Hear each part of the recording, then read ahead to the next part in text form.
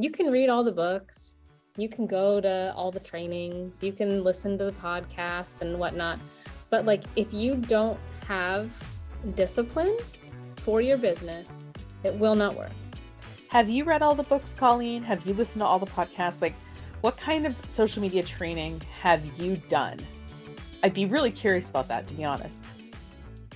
Hello, everyone, and welcome to Nicole Reacts, where I, Nicole, react to online marketing gurus that I find on the internet. My qualifications for snark and commentary: that I've owned a marketing company for 15 years. In that time, having worked with hundreds of clients on marketing strategy and implementation. So I've been doing these weekly reaction videos for a little over a year now. So if you want to see, I think there's 62 videos in the playlist the day I'm recording this. You can check out the Nicole Reacts playlist on YouTube. Or if you go to breakingeveninc.com and click on the blog, you'll see the Nicole Reacts category. Now I'm trying a little something different today, and I'm going to record this audio only because I wanted to react to a training of somebody I've recently started hearing a lot more about. So this person's name is Colleen Nichols, and she is known for maintaining the Instagram account No Shame Sales Game. And she has this expensive paid membership where basically you can become a part of her community and learn how to sell better in your network marketing company. And I'm sure that a lot of that includes training. So other creators have figured out that she's making over $1 million doing this. And so I really wanted to find how she trains people. So anyway, the reason I'm doing this as audio only is that, first of all, I want to experiment. I have some people say that they like to listen while they do other things. And normally, since it's a video, I am often referencing things on the screen. And so what I want to do just as a test is do an audio only one, which is going to obviously force me to explain things and all of that and test an audio format and see if people do listen to this more as an audio format. And the second reason is that the only training I could find to react to is basically a Zoom call. And I sort of jumped around to see if at some point Colleen was going to share the screen and go over slides. It looks like it is literally just audio only. Like, I'm just seeing the faces of different people on the screen. So I don't think that's visually very interesting. But also I thought, seeing this video, I thought, maybe I'll try an audio only reaction. So if you like it, let me know. If you hate it, let me know. But this video is literally called Social Media Training with Colleen Nichols, No Shame Sales Game. And it looks like it's about an hour long. As usual, I'll link to the original source video in the show notes in case you want to go see it. Anyway, let's see what Colleen Nichols has to train on social media to this group. I'm guessing, like I said, she's doing this either for free or maybe as a paid speaker to somebody's downline here. I'll mute everybody if, you know what, I'm just going to mute Colleen and then I'll. So what I've done is I've cranked up this volume to 100%. I'll equalize it if I need to. I know that I've had issues with relative volume because apparently my microphone is better than a lot of people's microphones, which is shocking to me because it seems like a lot of these people rely on presenting online as part of their income, if not their full income. So I'm not really sure why they can't, invest $100 in, an okay microphone. But anyway, so I'm just letting you know I'm playing at maximum volume here. Oh, you can unmute yourself. And I wish I could make my own house that quiet. I know, right? Everybody can. Right. So for those of you who have not seen who Colleen is, even though I did post it, I did send it an email. But if you have not followed her, she is so funny. And Haley Cameron on our team is the one who said, she messaged me back a while ago, can we get her? And then I kind of forgot and she asked me again. So she loves you, that she kept nagging me. And I'm like, then I started watching. I'm like, oh yeah, we got to get her because she is so funny. And what a great way to kick off the new year. So it's perfect. So thanks, Haley, for definitely recommending her. And thanks to our senior executive group who paid for Colleen to be here for you guys. So yeah, based on Colleen's vibe, I did not think she would give a free talk to anybody. So there's confirmation that she's been paid to be here. Now, if I was paid to do a social media training, I would be bringing my A game. Well, I always bring my A game, but do you know what I mean? If someone's paying you, you really try to give them their money's worth. So I'll be really curious how Colleen approaches this opportunity as a paid speaker for this group. Thank you, So Cindy. That's really cool. that's pretty exciting. So if you didn't read what I wrote, she's a former mental health counselor who's been in direct sales industry for 5 years. She quickly rose to the top of her company's compensation plan and has continued to grow a global team since 2017. After growing I think Colleen is with Rodan and Fields, if I'm not mistaken, in case you're wondering which MLM she's with. frustrated with the negative reputation direct sales tends to have, which we've all heard those things, she started a pro network marketing Instagram account called No Shame Sales Game in the summer of 2020. What a good summer to start. Since then, she's grown her account from 0 to over 95,000 people completely organically. I mean, that's incredible. That is so amazing. She also found a direct sales growth community, a training and personal development membership community for women from all walks of life of direct sales industry. Okay, so just out of curiosity, I pulled up the Social Blade stats for this No Shame Sales Game Instagram account. So it's really hard to tell how accounts grow, right? So she said that she grew to 100, close to 100,000 followers from mid 2020 to, I'm guessing this was filmed at the beginning of 2022. So in a year and a half, she got 95,000 followers, all organically, is what she said. So I pulled up the No Shame Sales Game stats on Social Blade. The problem is obviously this only goes back like a year. And it's really interesting that it seems like it grew really fast for a period and now it's kind of stabilized. So, for example, March 2021, 6,084 followers. April of the same year, 8,959. So she got almost 9,000 followers in 1 month. Okay, so like 1/10 of the way. And then the next month, 6,500. The next month, 6,000. The next month, 6,400. The next month, 5,800. The next month, 4,498. The next month, 2,475. So you see, like, the numbers are kind of going down. And you know what? There's these little blips. Like if I look at, for example, October of 22, 3,600.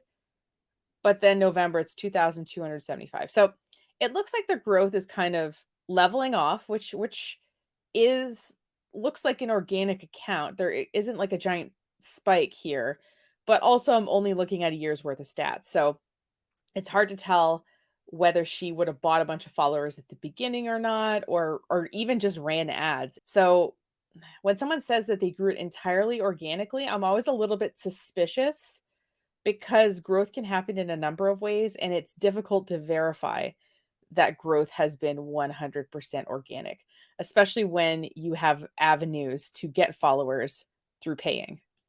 So anyway, let's continue. Mhm. And that company believes in accessible premium trainings and personal development, creating a sense of community within our industry and up-leveling the profession as a whole. So we are hearing from one of the best of the best. I mean, and obviously we talk about, leading by example. She clearly can show us how she went from 0 to 95,000 people. I mean, I'm this close to 100. I'm like, oh, come on. that's amazing. All right, so let me be really clear. There's actually two different kinds of Instagram accounts when you think about it. Okay, there's the influencer content creator kind of account, and then there's the small business or business kind of account, right? So an influencer or content creator is creating content for content's sake. And what they're monetizing is their growing audience, right? And Instagram has a variety of vehicles for this. Like there's a way where you can get paid as part of doing live streams. You can do brand deals. You can link to products that you affiliate for through their shopping part. You can get bonuses for hitting certain creative milestones. So like basically Instagram paying you for creating, viral content. And that's what No Shame Sales Game is. Okay. Yes, she has a membership to sell, but the main thing with this is that she's monetizing her content. Like she is being paid to be No Shame Sales Game and to make that content. Now, the other kind of Instagram account, the business account I was mentioning, is something like, me and something like the people who are on this call, which is that they have products and services to sell. And part of their Instagram account is educating people on those products and services. And they're not getting really paid to create the content. So the nature of the accounts is different. And it's a lot easier to grow an account where someone is being paid to create content versus somebody is using Instagram as one of the platforms they're using to grow their business, right? So I don't think necessarily this person's tips for growing their influencer account necessarily is going to be super applicable to people who have businesses. That's just my read on things, but we'll see what kind of tips she actually has. But just kind of want to make that distinction. So let me use an analogy here. If you woke up this morning and you were like, you know what? I'm going to start an Instagram account about beautiful baked goods, like just, really gorgeous croissants, really gorgeous baguettes, really gorgeous muffins, right? I'm just going to basically hashtag food porn, but bakery specific, and just really talk about how much I love sexy looking baked goods or how you can make your baked goods sexier and lots of pictures, obviously. It would be a lot easier to grow that account than to grow the account of, let's say, a nail salon in Southwest Harbor, Maine, right? That makes sense intellectually to us, right? So I'll be, like I said, really curious about her tips here. So we are thrilled and honored to have you here. We can't wait to hear from you. So I'm going to mute myself. Okay. And if you need anything, it says Jeff Fry, but just yell Debbie. And I use my husband's Zoom in case. You can change the name.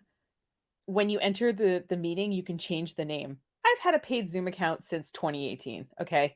But I get that the rest of the world kind of started using Zoom a lot more, obviously in 2020. We are 3 years into a freaking pandemic and you don't know that you can right click and change your name on Zoom. Your whole job is online. I don't know, just take a little Zoom tutorial, like an hour-long Zoom tutorial, and you'll know where all these things are. In case we go over the number of 100 that I get. Well, that's perfect. I'm so excited. And the only thing, I want this to be a lively chat. If you have questions, drop them. I'll try to go back and forth. And if I miss anything, just, let me know. But I'm so excited. So tell me in the chat, how long have you guys been with Color Street? Let me know, how long's everyone been in the biz? Okay, 4.5. Diana, okay, 2.5. 1 year, 1.5. All right. 4. I swear to God, I was sweating, my back was hurting, trying to apply these nails. I was like, this is never going to work for me. And now I can do it in the car. They're the best things ever. I'm obsessed with them. I was like, oh my God. I was just get it right. Love them. Love them. Okay, cool. So we have newbies from 4 months to 4.5 years. This is so exciting. Oh my gosh. So like Debbie said, I'm Colleen and I am the face behind an often faceless Instagram account.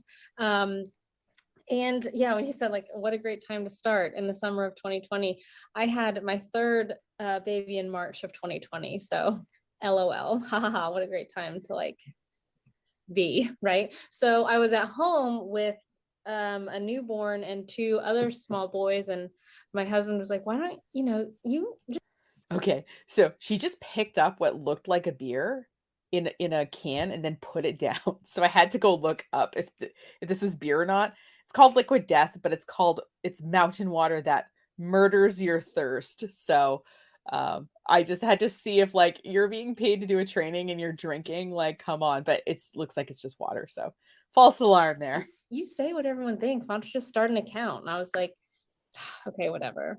I didn't tell anyone that I was doing it. I didn't tell my friends. I didn't tell anyone on my team. Nobody. My husband was the only one that knew because I didn't think it would turn into anything. Right. And then I got like 100 followers and 1,000 and then 5,000 and 10,000.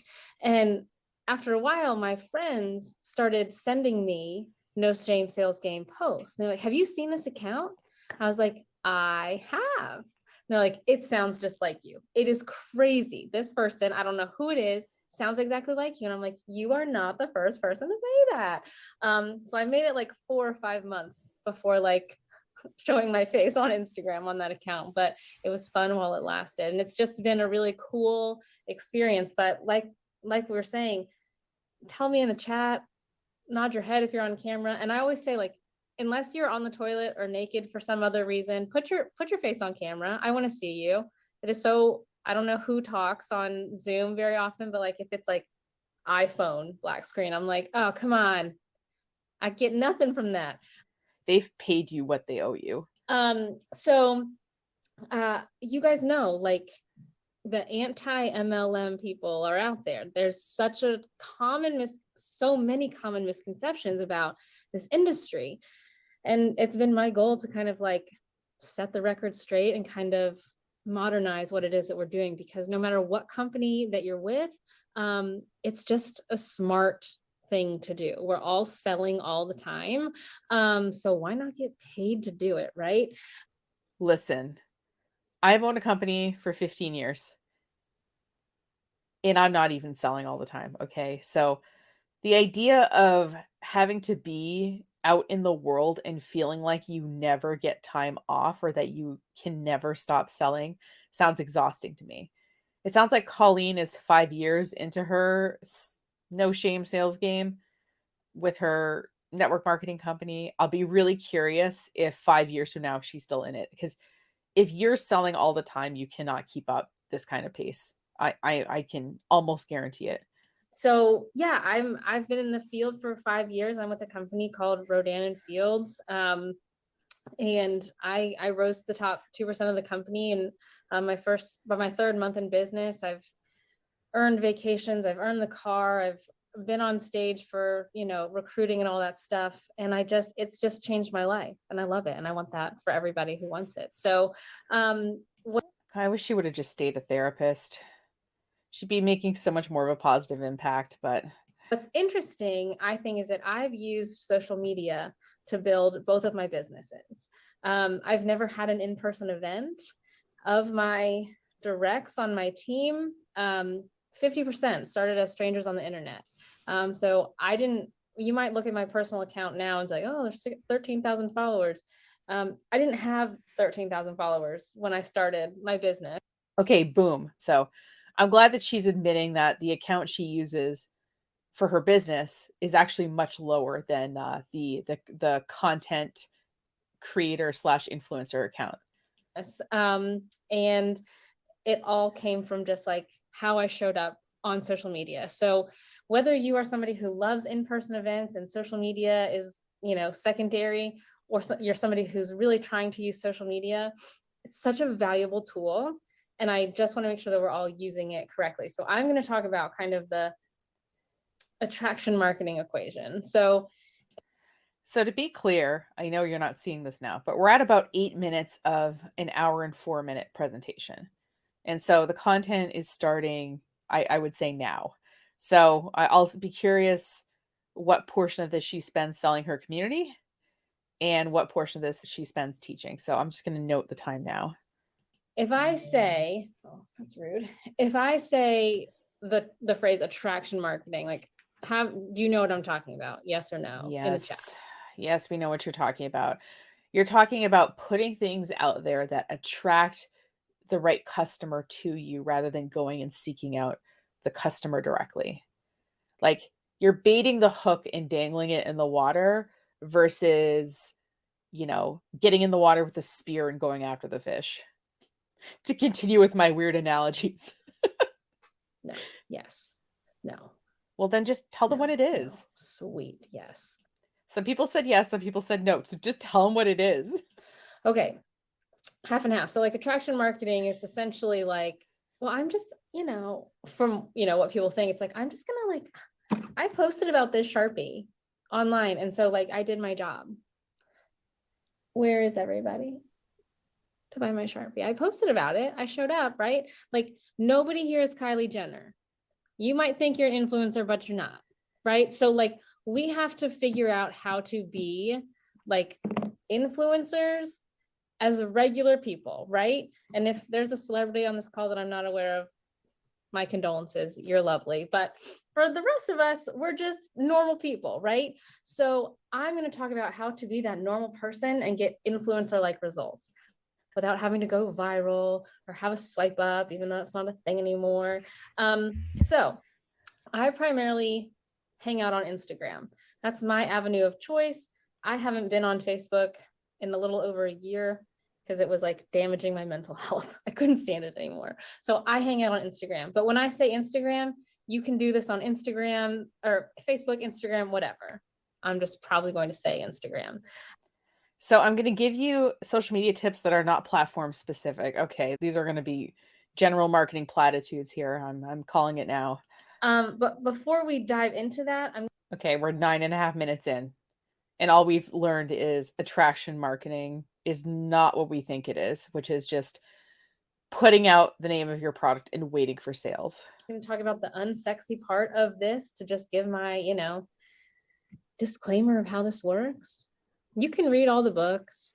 You can go to all the trainings. You can listen to the podcasts and whatnot. But if you don't have discipline for your business, it will not work. It doesn't matter how great your upline is. It doesn't matter who, it doesn't matter. Have you read all the books, Colleen? Have you listened to all the podcasts? What kind of social media training have you done? I'd be really curious about that, to be honest. Okay. So when I started my business 5 years ago, I had a 4-week-old and a 20-month-old. I was a stay-at-home mom, and my husband had just lost his job. And because of that, we had to sell our house and move. And I thought, this is a good time to start a business. I had no time. And if anyone here has children and you know what it's like in the thick of a newborn, you're not sleeping, nothing. The only free time I had was at night after my kids went to sleep for the bed, whatever. And all I wanted to do was watch TV. And I don't know what this says about me as a person. My therapist and I probably need to dig deeper into it, but just true crime shows, documentaries, and this is what just turns my brain off at the end of the night and relaxes me. So let me get this straight. You've had a long day. You have taken care of children and kept them alive. You have done your things that you need to do as an adult in the world. And you're going to feel shame or weird about wanting to zone out in front of unsolved mysteries. Really? Come on. Murder. Great. I'm a sociopath, but that's what it was. And I was like, okay, I'm spending 2 or 3 hours a night just vegging out in front of the TV, or I can use this time to grow my business. So for the first 18 months of my business, I gave up TV entirely. And I have a pretty much all or nothing mentality. I'm not saying that you have to do that, but even still, 5 years in, I don't watch TV unless it's Friday or Saturday night. The first 5 years in business, I also kind of stopped watching TV because I just didn't have time. And I remember at the time, my friends were into the show Lost. So that gives you an idea of when all this was going on. And I remember saying I cannot invest the time in that show to watch it from the beginning to get caught up to where they are now. So I've never seen Lost. I haven't seen certain movies that came out around that period. Yeah, at the start of a business, you're going to sacrifice your time in some way to move it forward. I don't think that's, entirely out of line, but I think not letting yourself have even, I don't know, an hour of the day doing something that you want to be doing, I think it's a little bit sad. Okay, I think it's a lot sad. Because it's such a time suck. And as we were chatting beforehand, Dina, you were talking about the TikTok, and I can watch reels and TikToks and it's 2 hours and what just happened. So I have to be I've started a new thing where I'm not allowed to watch TikToks unless it's the weekend until after 7 p.m. So I've had to cut myself off. I get that. Very, so the discipline has to be there. Okay. And I want you to show up like in this way of not being like, oh, I have to be perfect or all these things, because these past 2 years, wherever you live and whatever, like it's been a crazy 2 years, right? And Sure has. right now people are just craving human connection more than anything. So let's exploit it. So like, I just need you to show up and work your business wherever you're at in your life. Okay. So like, that's where we're coming from. I don't need you to be somebody else or be a different 12 minutes and we're still in motivation. She's being paid to give a social media training, and we haven't even talked about social media except the fact that she has a business Instagram account which has way less followers. level to do this right now. Okay. So we're going to talk about this like attraction marketing, meaning how do I show up and attract people to what I'm doing without being a Spamela Anderson? Okay. So I'm going to talk about 3 C's. Spamela Anderson. Okay. That's kind of cute. And the first is content. All right. So I'll see people post like I love it if you love yourself, because I look damn good. You know, you're a 10 and everyone's just like, oh my God, you're so beautiful. And I know. Like that caption serves no one, right? Like, what does it do? It serves no one but your ego. So I want you to post your beautiful mug. I want that on Instagram, but maybe, or Facebook. But instead of like felt cute, might delete later, hashtag whatever, like, why don't we use that? And it could be like 3 ways that I have like, indulged in self-care the first 10 days of the year. I drink more water. I go to bed half an hour early. I do like whatever. You're giving people ideas for free, right? And then maybe another time you're posting a selfie in your car and you're like, guess what? I just did one of these three things in the car. I read a book, I did my nails, or baked a casserole. I did my nails in the car, right? And so you're just having conversation and adding value with the content that you're creating. I don't think there's anything wrong with posting content to just post some fun content. I don't know, sometimes people can be a little bit exhausting. Like, I have a friend and I think they're trying to be like a life coach. And every time I go on their Instagram, rather than it just being like, hey, here's me baking some bread with my kid, it's like, as I was baking bread today with my kid, I realized something deep and meaningful. And it's like, oh my God, this is exhausting. So, for example, you can post some fun pictures. You don't have to be selling all the time. You can be having some fun with it too. That's like part of the point of social media, in my opinion.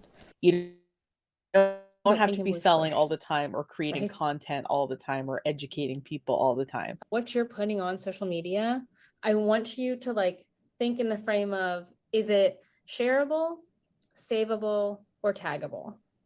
And is it going to hit one of those things every single time? No. Like I'm guessing that if we would go to Colleen's business Instagram account, not No Shame Sales Game, but the account she actually tries to sell things on through Rodan and Fields, I am wondering if we would be able to actually see that her individual posts followed these rules. I'm guessing not, but I'm going to check after. We're in like regular person mode. No. Like, but how can somebody tag somebody and say, this is hilarious, or, hey, this is really great, or send it like, this is the girl I was telling you about that has those nail strips that like, what? It's crazy. Kind of like just coming in with that frame of mind. And thinking about how are you adding value? So tell me in the chat, like, who has ever bring value, Ray Higdon. They all say bring value, not just him, but he has a special way of saying it. Ever thought when you're thinking about social media, like, I don't have anything to talk about. I'm so boring. My life is so boring. I'm just a fill in the blank mom. I'm just retired. I'm just an underwater basket weaver. Like, whatever your life story is. Some days, definitely me. Okay. I feel that way a lot. I'm like, oh my God, What is there today besides laundry and goldfish crumbs? I got nothing for you. Did I shower? Somebody literally DM'd me today and was like, oh my God, where do you find the motivation to get dressed up every day? And I was like, this is the first day I've gotten dressed in a week. So like, that's the answer to your question, right? So I got nothing, exactly. So when we're talking about like creating content, again, coming from that place of like, people just want human connection. So thinking about not needing so much a niche, but, oh, this comment, shareable, taggable, savable. So you don't really need a niche of like, I'm only going to talk about how to be a homeschooling mom, or I'm only going to talk about nail polish or whatever. But like, you need content pillars so that every time you come on social media, you know you're talking about one of 4 or 5 things, right? They all say 5. So I think it's funny she said 4 or 5. Chrissy Sohn said 5. Amber Voigt said 5. I don't know who wrote somewhere about 5 content pillars. I don't know what book that's in, but like they've all latched onto this idea. So how do we come up with these content pillars? I'm sure there's like really professional ways to do this, but I'm going to tell you what I do. I want you to think about going to brunch with like your best friend.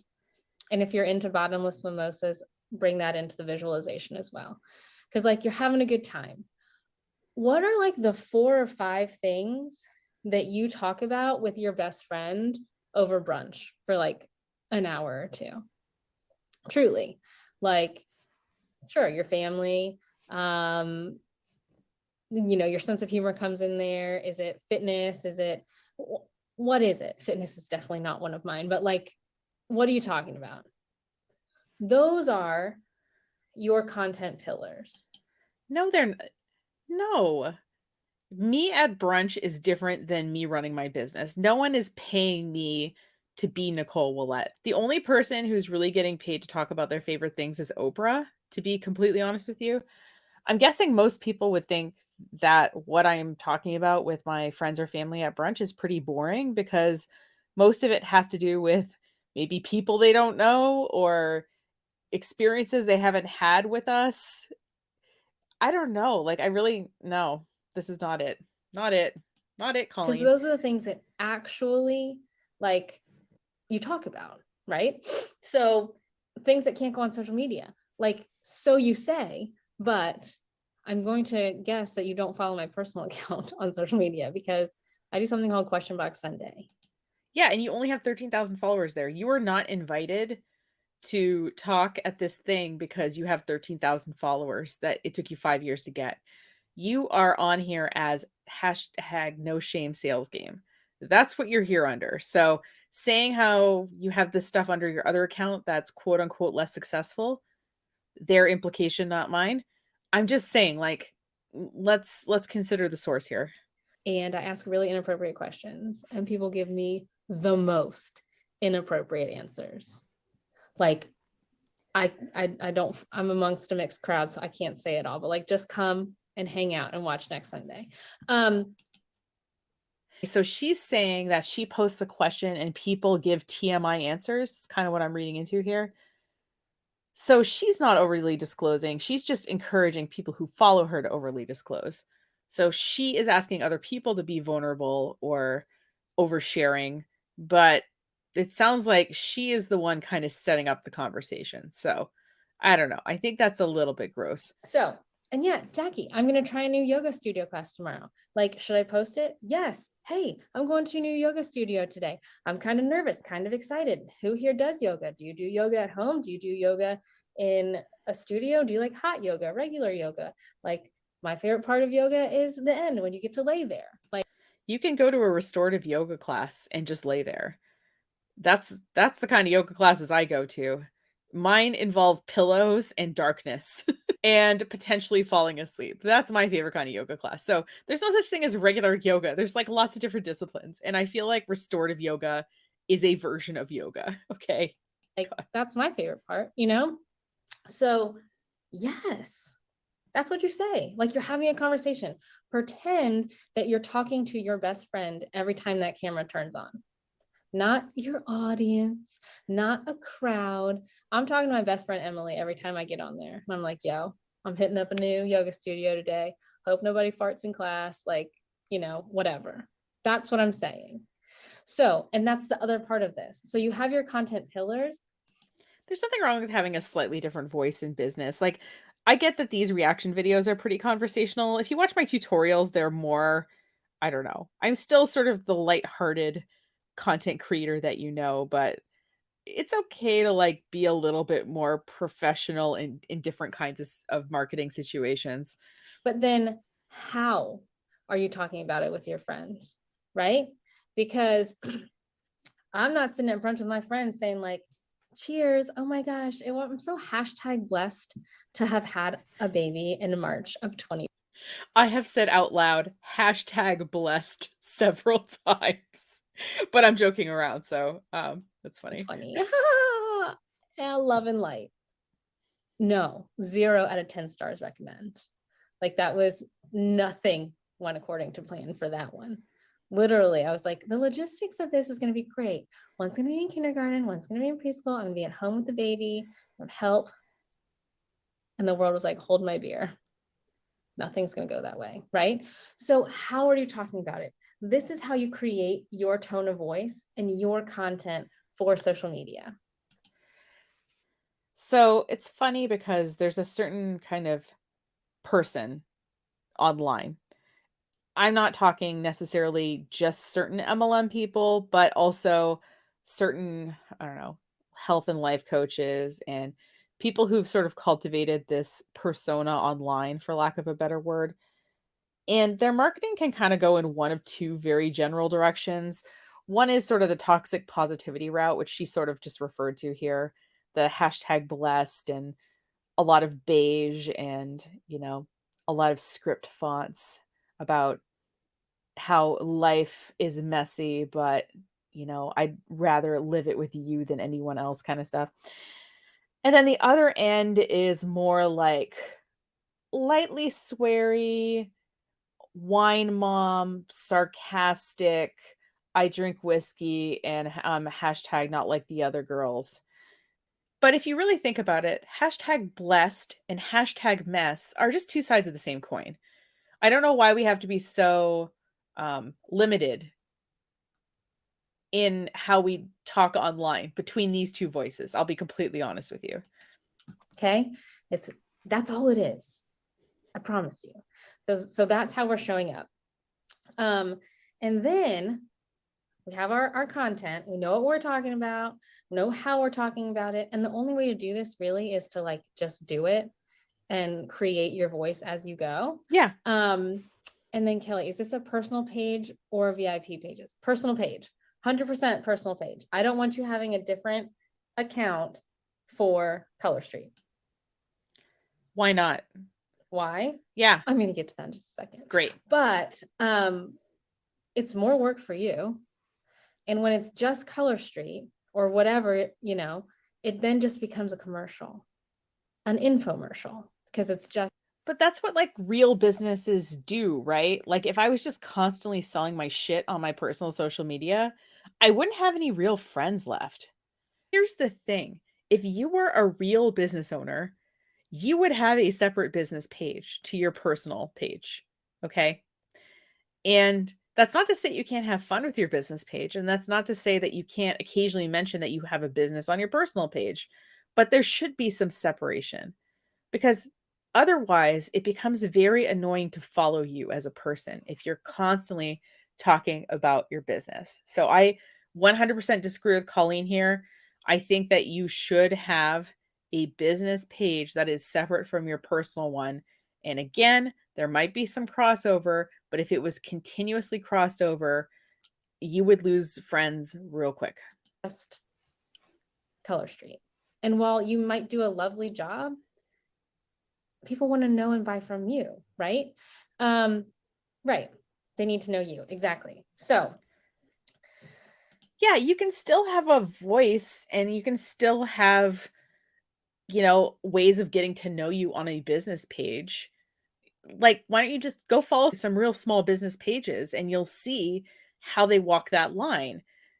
you can still talk about yourself and your approach and bring your voice into your business. Just follow some small business Instagram accounts and you'll see how they do that while also having a presence as a business. This is doable. It takes some figuring out, but it's doable. Your confidence is the next C in this equation, right? So your confidence matters more than anything. So like whatever you're doing, and no matter how long you've been doing it, 4 months, 4 years, people need to warm up to you and the idea. So there's 2 ways we can do this. We can be like a little campfire, and people are like a family of 4 is roasting s'mores and they're making memories, and that's fine. I love that. Or you could like be like a Burning Man bonfire where people are like dancing and there's music. I don't know. I'm not into illicit drugs, but I think they do that at Burning Man, like whatever.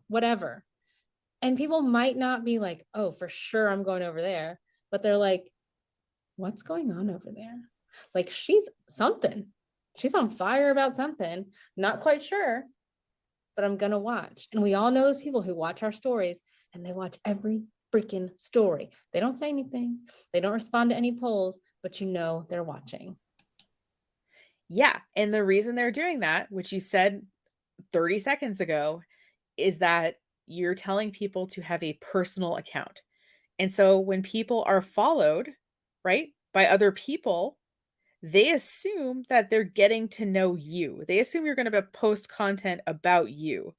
I think if people are watching all of your stories or whatever and you're network marketing and you keep posting stuff, I think you'll notice that over time, less people are watching your stories because most people don't want to look at a bonfire the whole time. Most people will stand near a bonfire for 5 minutes, let's go with this analogy, and feel like it's too hot and step away from it. Or worry about it getting out of control and it catching them on fire. Okay? Like, just saying, like, to go with this analogy here, that we're not all watching because we're mesmerized by the bonfire. We think that we're following Colleen because we met Colleen at a party last year and we became friends on Facebook. And I'm just watching Colleen's stories because we live in the same town and we know the same people and I want to, get to know her. I didn't know she was building a sales team, just anyway. It's because you're doing a good job. So you need your confidence is what matters. When I started with Rodan and Fields 5 years ago, the only thing that I had was 2 failed attempts at network marketing.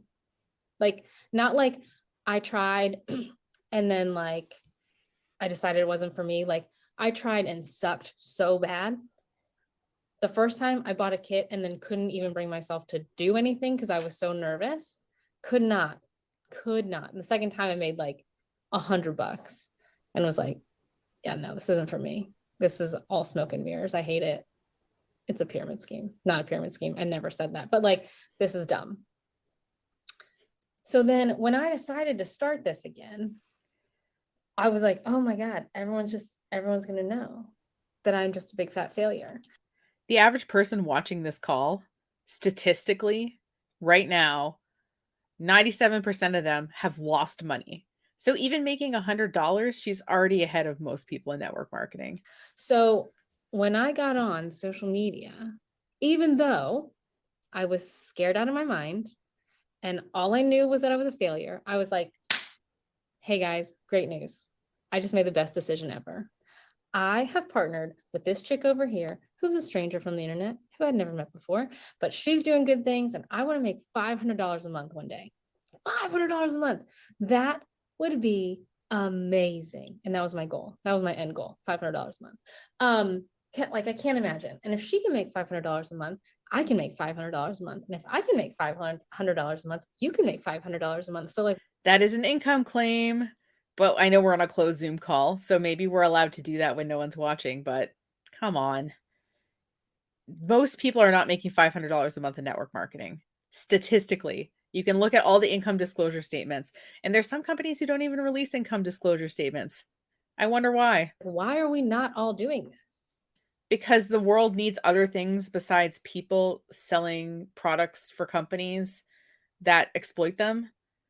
Like, we need people in this world who are going to, install air conditioners or cut hair or make food, right? We have people who want to make those kind of contributions.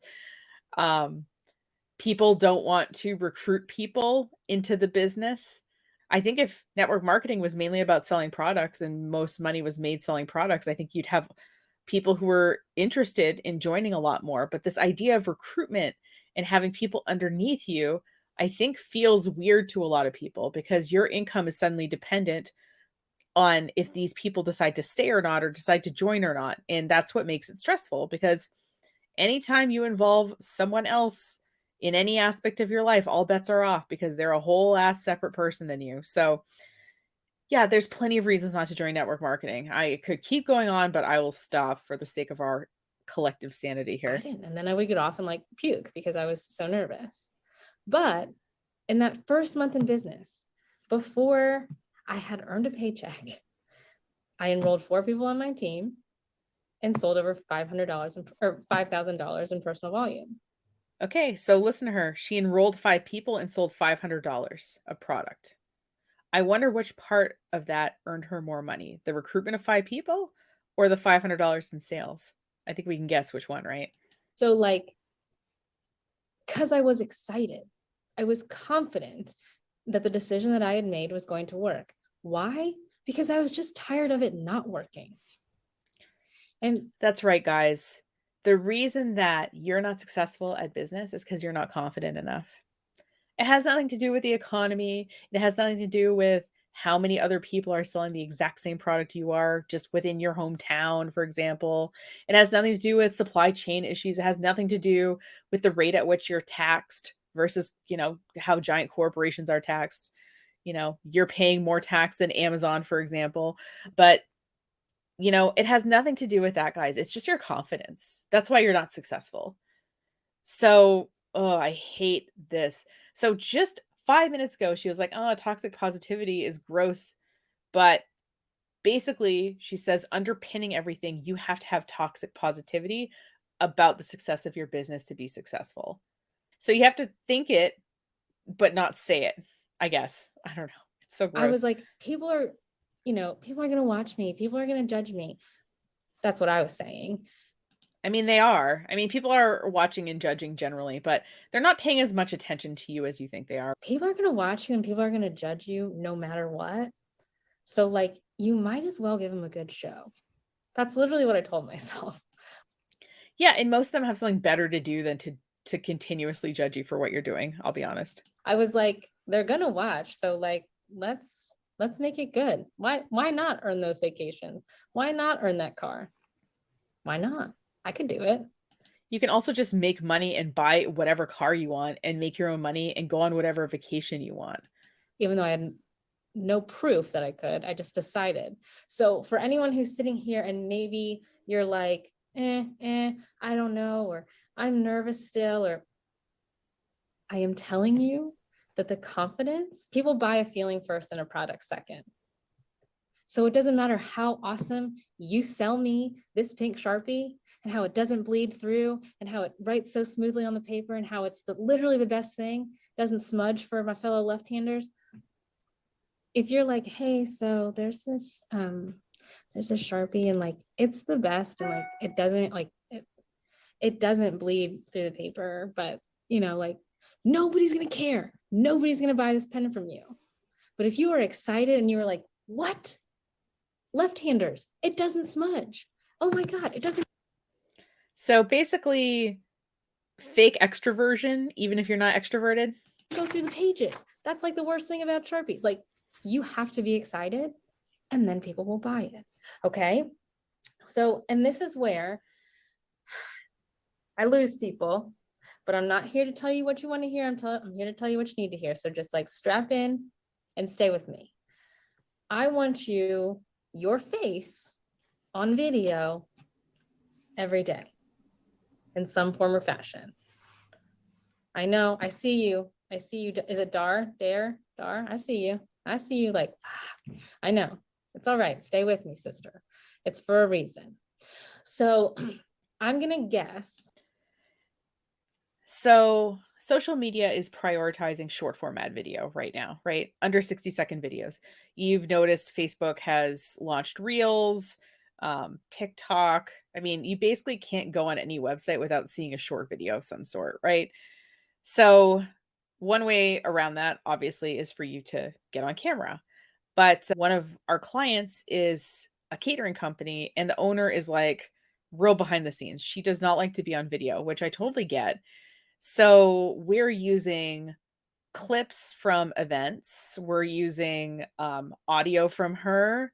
We might get her on video at some point, but point being is we can produce video content without her being on video since we have samples of her work. And we also, like I said, can use audio and we can make animated image carousels and things like that. So we have options besides being on camera to create video content.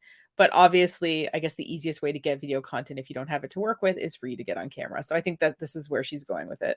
But if you have 200 followers, 200,000 followers, doesn't matter. I'm going to guess. It does matter if you have 200,000 versus 200 followers. One is going to be a lot easier to recruit people and to sell than the other. Okay. That you're not on like a one-on-one basis with all of them, right?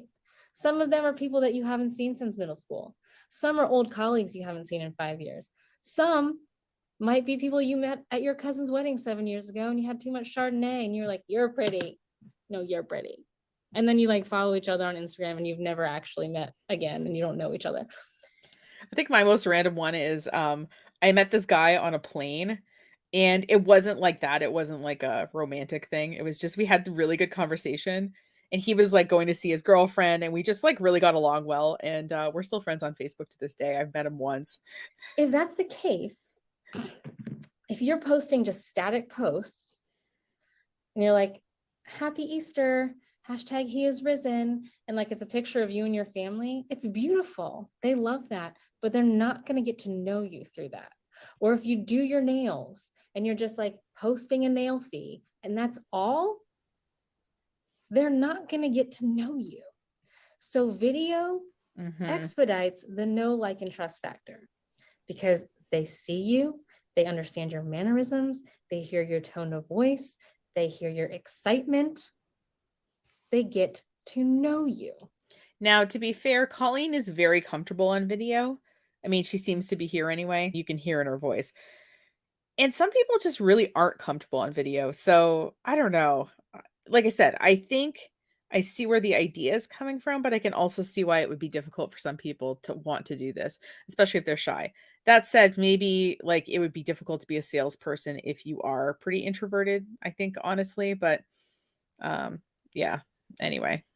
That's how people buy from you and join your team. Because if it is static image after static image after static image, what would make you choose that over someone whose personality you've come to know on the internet? So like someone tell me they've purchased from somebody who just posts pictures rather than like somebody that has a personality. It doesn't happen. So, and I will say there's a Color Street stylist who I follow, Special Manny Mom. Does anyone know her? Oh, what is her name? Alice. She's probably in her 70s. She does reels. She's hilarious. If you guys are not following her, you need to. Like, she's so confident and she just shows up and she does it. And like, I've watched her following grow like double. Like, she's amazing. So her confidence is there. And it's not, she's like confident in like a flashy way. She's like, this is where I am today. Like, and I'm going to do a funny reel. She's great if you don't follow her. Janice, you know who I'm talking about. I reached out to her today actually to see if I could interview her in DSGC. I hope she doesn't ghost me. I hope she doesn't leave me on red. But okay, so I want you on video so people can get to know, like, and trust you. It can be on stories. And okay, here's the deal. Reels. How do we feel about reels in the chat? We have to do them because Instagram is prioritizing them. Nobody likes them. And like you said, my background's in mental health. Like, I will wait. Silence doesn't bother me. Okay, fun but time consuming. Never done it. I don't understand reels. Time consuming. Attempted it once. It's a lot more work to make a video than it is to post a photo. Okay, hard. I'm afraid. All right. So when reels first came out, it was a hard no from me. I was sitting around like, the fuck is that? Like pointing at invisible words. I was like, you are a 35-year-old mother and wife, and you're dancing to some silly TikTok dance. No, you look stupid. Stop it. And my friends were like, oh my God, this is so fun. I love it. And I was like, ew, absolutely not. And then I was talking to a girlfriend, and I was saying, like, we were talking about the month, and she's like a power partner. And she's like, yeah, I've had 7 new customers and 3 new consultants. And I'm like, whoa, hold the phone. Like, where these people come from all of a sudden? And she's like, dude, reels. And I was like, son of. Yeah. It's like after you see someone, like maybe after quarantine, and you feel like the Michelin man and they look awesome. And you're like, oh my God, you look so great. Like, what have you been doing? And they're like, I've been counting my calories and working out. And I'm like, no, that's not what I want to hear. That's hard work that I don't want to do. So that's what reels were like for me. I said I would give myself a month. I would commit to reels, and I did. And if you go to my page, you can scroll all the way down. And the first reel is like 11 seconds, maybe. It took me over an hour to record, and I literally shed tears after. That's how hard it was for me. My husband was like, you're a nut job. And I'm like, this is so hard. How do you make the words come out? Yeah. Part of being in marketing generally is that you always have to be learning new marketing shit. And, video editing the last couple of years has been the new marketing shit a lot of people have been getting into. So I'm sorry, Colleen, that you had to like learn something you didn't feel like learning. It was terrible. And I was pissed the next morning when I woke up and I had like 4 likes. Nobody wanted to join my team. I got no sales from it. After a month of doing consistent reels, like 4 a week, my following doubled. Sure, that's great. But my sales didn't double. So I think reels are great for growing your audience, but I am telling you that stories sell. So if reels bring you joy and you are somebody who is here because like you want however many followers, cool. But if you are not showing up in your stories consistently on video, you are missing a massive opportunity, because somebody can watch that funny reel that you just made. And if they come to your profile and nothing is in your stories and they can't get to know you, you've lost a potential follower, potential customer, potential client, or potential business partner. So I want you, if I had to choose, people are like, is it Instagram Live, Facebook Live, Reel? If you have time to get on stories and just show up and be yourself and take me through one thing of your day. That doesn't mean be on video all day. Doesn't mean be on video for 2 hours a day. Some days I record a video in the morning after I'm freshly showered and not after my kids have like raked me through the coals and I look like garbage human by the end of the day. Okay, I've got like 5 minutes before all shit goes to hell, right? I'll take a video about something. And that's what I'll talk to people in my DMs about all day. Because if you're in your stories, when people respond to them, they're in your DMs. And I feel like I'm probably like, I don't know if people remember that MTV show Cribs, like the DMs are like where the magic happens. That's where you want to be.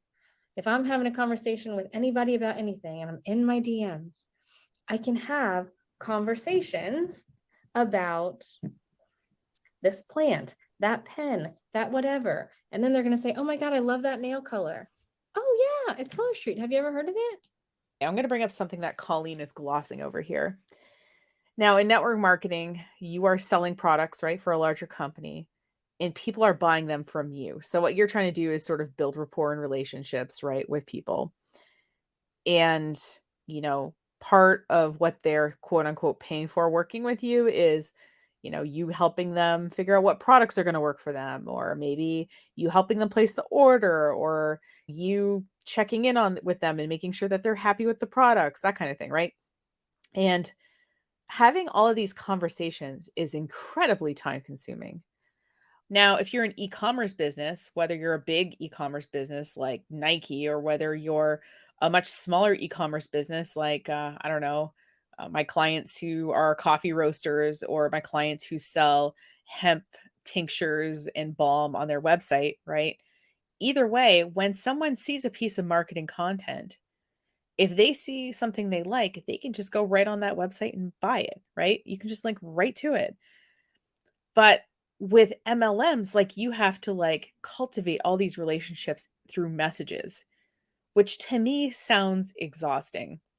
And the reason that businesses don't do that, besides the fact that it's time consuming, and I would be honestly very curious about their conversion rate of how many people they're talking to versus end up buying something.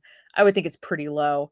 Um, is that it's impractical and it would be expensive to pay someone to be having these conversations rather than educating them through marketing and the website and then letting people buy online. So there's a reason that MLM companies have abysmal compensation plans, and it's because all of these people are doing free marketing and customer service and other labor for these corporations, and they're only being compensated a portion of the product sales and obviously recruitment. So I think it's pretty gross, actually. No, what's that? Yeah, yo, it's not like actual paint on nail polish. It's like it's 100% nail polish where it's like you stick it on your fingernail. It's crazy. What? I need that. Yeah, here's the link. And you've sold it because you were just having conversations about something else. You were on your stories, talking with your hands. I can't tell you. I'm just curious. Average commission on Color Street nail set. All right, I just wanted to do a calculation of how much money you're making off of selling that nail set that she just had the fake conversation about.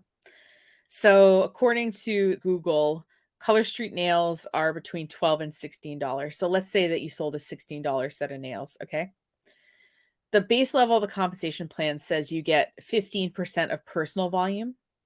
So 15% of $16 is $2.40. So however long that conversation took, you made $2.40 on that conversation. Okay? It's not a lot. It's not nearly enough for the amount of time the conversation took, I'm sure. How many times somebody comments on my nail color?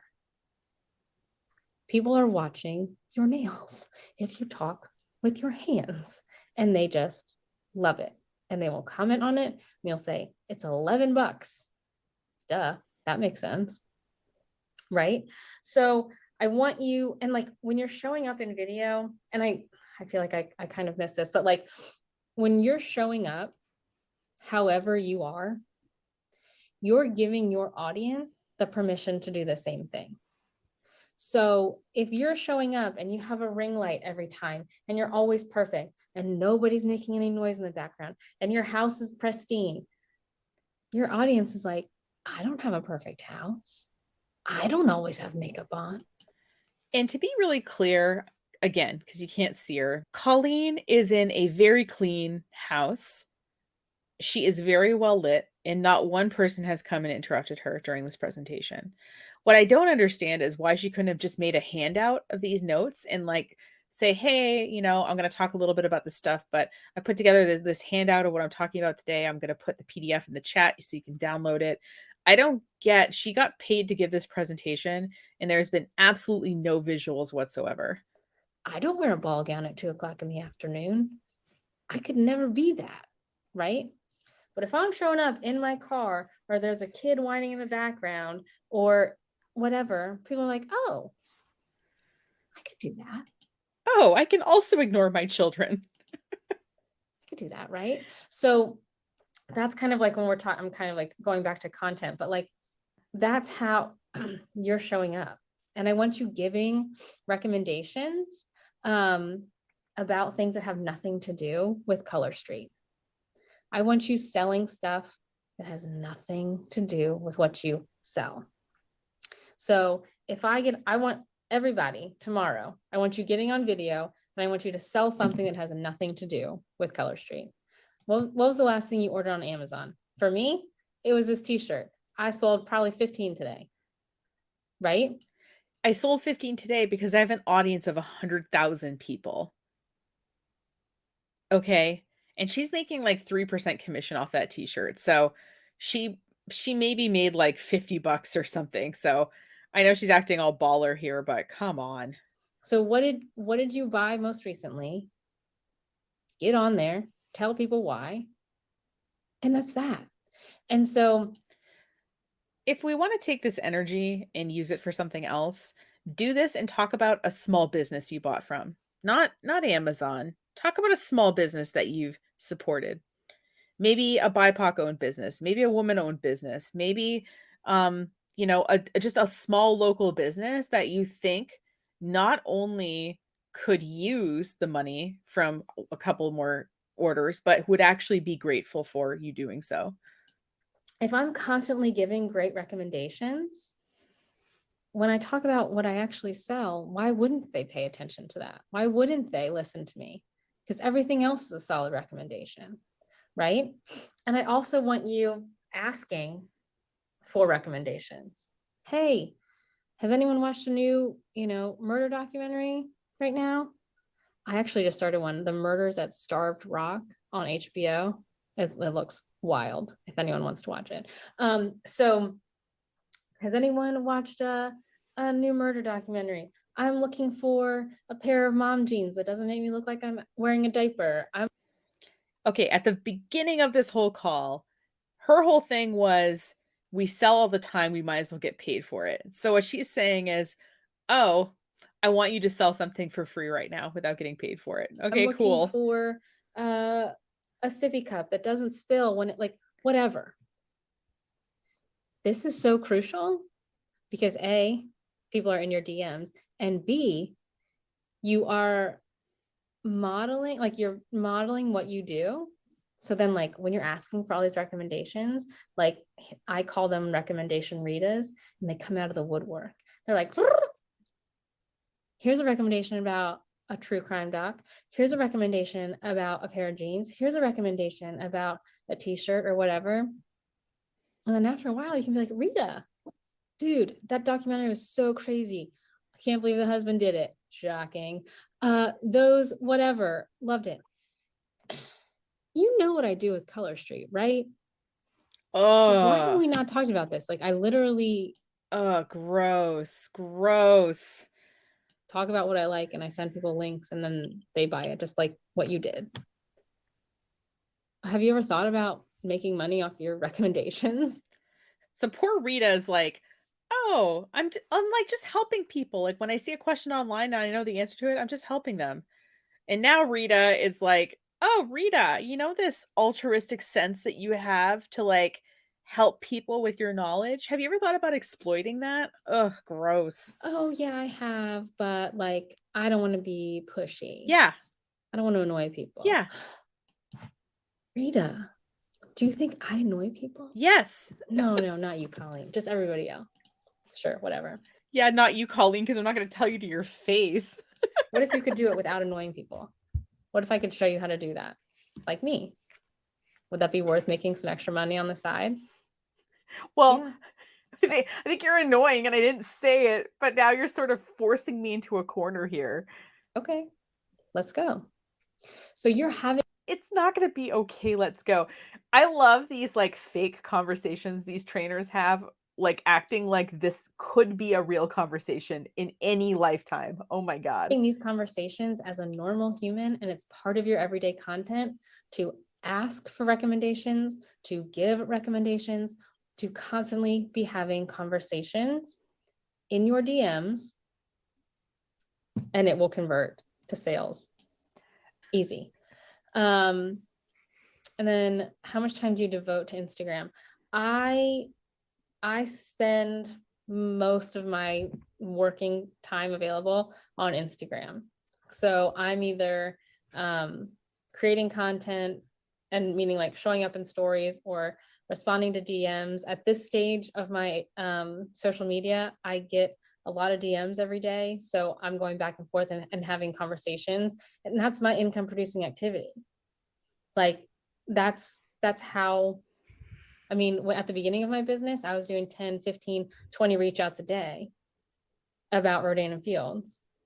And now it's kind of switched where I'm having conversations in a different way. Do you find this is duplicatable? Absolutely. It's how I onboard people. Making recommendations and selling things that don't have to do with Rodan and Fields is one of the ways that I onboard people.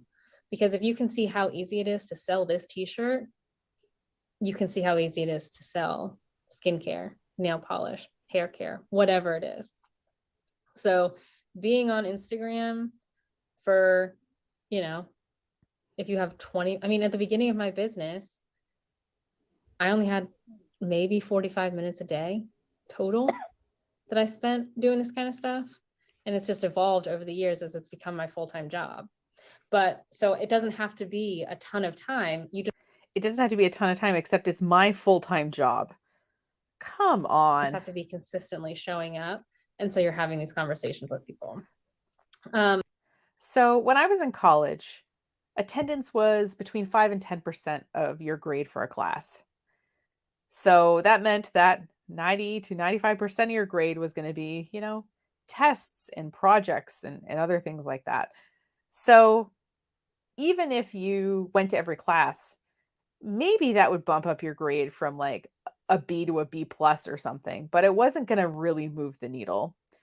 And the thing with business is that while showing up is something you need to do, it's really important that you do the most important tasks as part of showing up.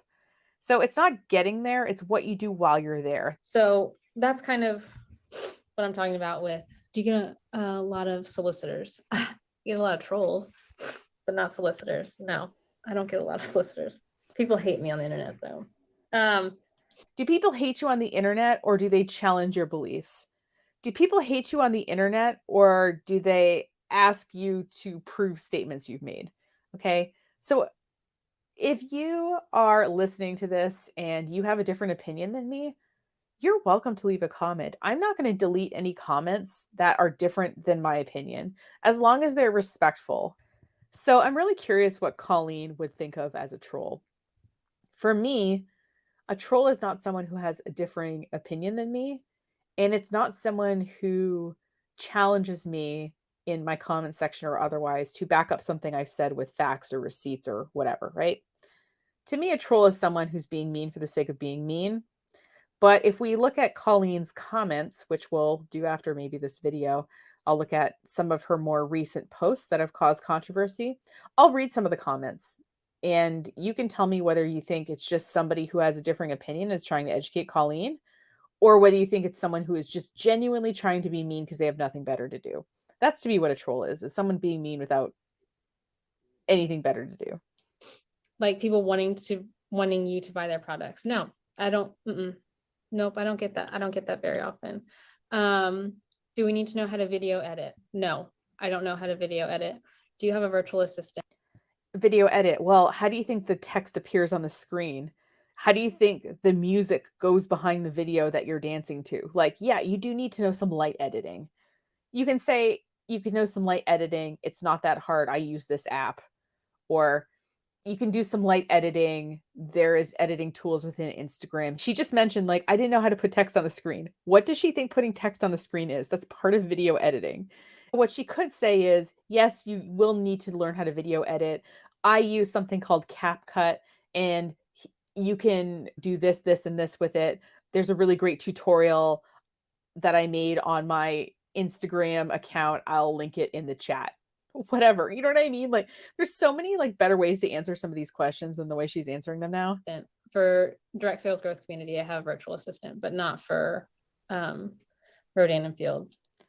What's interesting is that we're at 39 minutes now. So the content started at 8 minutes, and I feel like she started with the questions, which I kind of didn't notice we sort of slipped into about 2 minutes ago. So she's presented about 20 minutes total of actual content. So I don't know how much she was paid for this, but I'm guessing it was too much. Or my personal account. So yeah, that's that. Or did I miss any?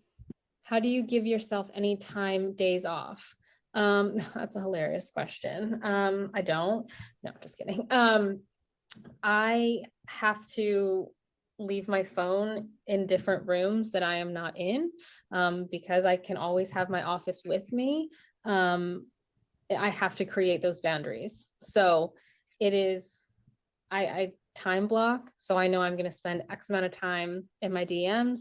I know I'm going to spend X amount of time on email. I know I'm going to spend X amount of time creating content. And then when that's done, it's done. And my husband actually created a system that we go over in DSGC, but it's just based on like, what do you want to do in volume this month? How many days based on holidays, weekends, whatever, do you want to work? And then based on that, like, what's the activity that you have to do every day? And then once that activity is done, my work day is done. You only have to do one activity a day to get what you need done. Oh my God. This just shows you that not much work happens in multi-level marketing. But I think the idea of boundaries is good. I think the idea of time blocking is good. In terms of, things she said that I actually agree with. I start the day with a pretty usually long list, but I have 3 things and I'm like, okay, if these 3 things get done, I'll be happy. And that's kind of what I spend my day around. So I think it is important to look at the relative importance of activities. And I'm glad that she does have some boundaries around her phone use. I think those 2 things I can agree with, but it's really important to get some days off. I think everybody needs that for their mental and other health, I'll be honest. And then do you have a separate account page for Rodan and Fields? Absolutely not. Because again, like what we're doing here is it's lifestyle marketing. So I don't want people to feel like they have to create an extra account to run this business because everyone's busy. Everyone's got a million things going on. But you prioritizing your busyness over your friends and family having to hear your sales pitch day in and day out, I don't know if I agree with that prioritization, I'll be honest with you. If I have to tell someone they have to get uncomfortable and create another social media account that they have to manage on top of the one that they already kind of sort of use, no dice. It's really not that much work to have the separation. It's really easy to log in and out of Instagram accounts on your phone. And if you really want to, you can use like a social media scheduler to bulk create content. She talked about time blocking. You could block off a time that you're creating a bunch of content and schedule it. And I don't see how it has to take really any more time in your day having 2 accounts, one personal and one business, instead of one account where everything goes under. I think if anything, trying to separate your inbox from like, okay, this is information about my friend's birthday party, and then, oh, this is somebody who wants to join my team. I think the separation would actually be helpful, because when you logged in to Facebook to do your business stuff, all your business stuff would be in one spot. But again, I've been doing this for 15 years. What do I know about marketing? Everything that I do, I want to model to my like online community. Like, you can do this too. If I can do this, you can do this. Okay. And then I mean, I bet what they're referring to, we encourage people to set up a VIP group for your customers. So I'm assuming that's what they're talking about. oh yes, So like we can't offer promotions right. on our personal page. We can only do it within this customer group.